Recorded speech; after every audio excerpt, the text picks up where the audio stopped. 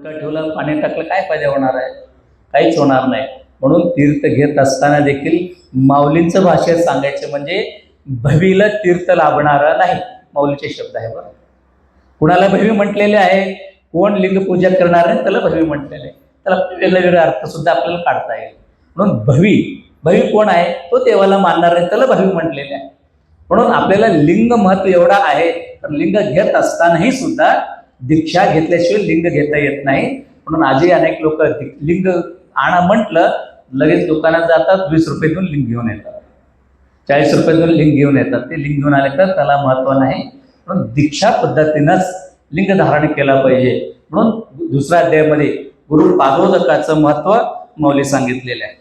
तसं सांगत असताना तिसऱ्या अध्यायामध्ये माऊलींनी वीरशैवांचे मार्ग सांगितलेले आहे.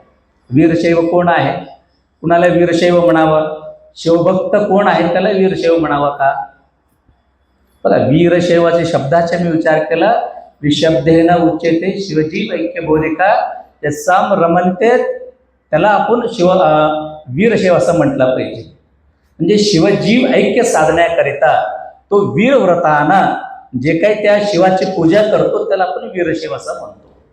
त्याला वीरव्रतधारी असं म्हटलेले आहे. म्हणून विशब्देन उच्यते, शिवजीव ऐक्य साधणारा जे काही सिद्धांत आहे ते सिद्धांत आत्मसात करून घेणारा वीरशैव आहे. मग लिंगायत कुणाला म्हणायचं?